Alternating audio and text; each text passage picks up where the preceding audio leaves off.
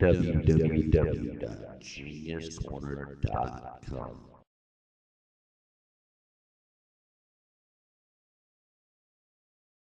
Since the change of the political party in charge has not made a difference, who's really in charge?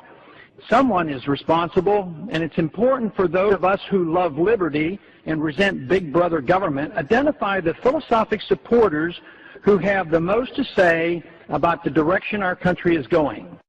These are the neoconservatives of recent fame.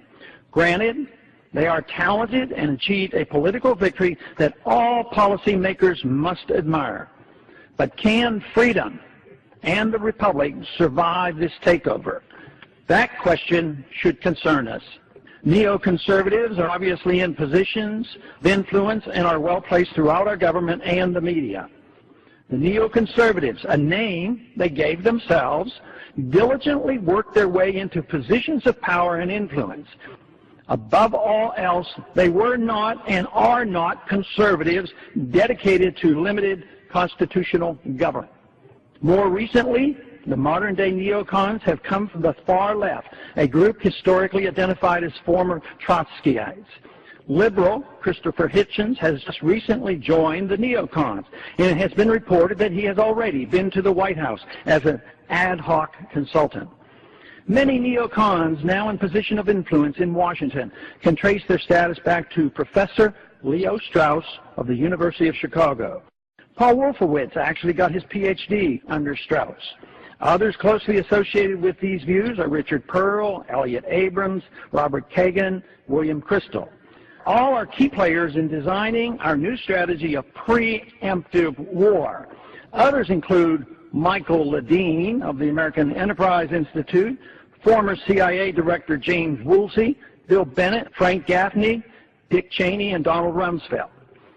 The godfather of modern-day neoconservatism is considered to be Irving Kristol, father of Bill Kristol. More important than the names of people affiliated with neoconservatism are the views they adhere to. Here is a brief summary of the general understanding of what neocons believe. They agree with Trotsky on permanent revolution, violent as well as intellectual. They are for redrawing the map of the Middle East and are willing to use force to do it. They believe in preemptive war to achieve desired ends. They accept the notion that the ends justify the means. They express no opposition to the welfare state. They are not bashful about an American empire. Instead, they strongly endorse it. They believe lying is necessary for the state to survive. They believe a powerful federal government is a benefit. They believe pertinent facts about how a society should be run should be held by the elite and withheld from those who do not have the courage to deal with it. They believe neutrality in foreign affairs is ill-advised. Force should not be limited to the defense of our country. They dislike and despise libertarians, therefore the same applies to all strict constitutionalists.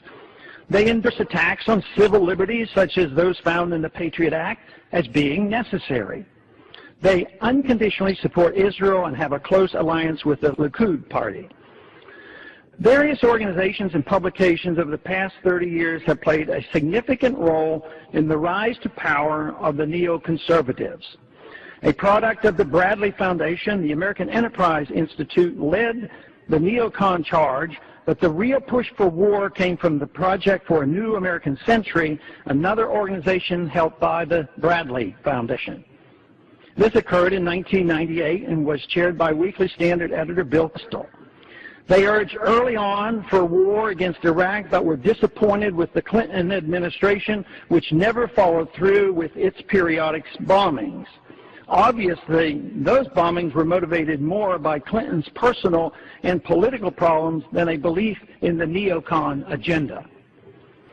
The money and views of Rupert Murdoch also played a key role in promoting the neocon views, as well as rallying support by the general population through his News Corporation, which owns Fox News Network, the New York Post, and Weekly Standard. This powerful and influential media empire did more to galvanize public support for the Iraqi invasion than one might imagine. They have been amazingly successful in their efforts to control the debate over what Western values are and by what methods they will be spread throughout the world. It's of interest to note that some large Christian denominations have joined the neoconservatives in promoting preemptive war, while completely ignoring the Christian doctrine of a just war. The neocons saw and openly welcomed their support. Neoconservatism is not the philosophy of free markets and a wise foreign policy. Instead, it represents big government welfare at home and a program of using our military might to spread their version of American values throughout the world. If the neoconservatives retain control of the conservative limited government movement in Washington, the ideas once championed by the conservatives of limiting the size and scope of government will be a long-forgotten dream.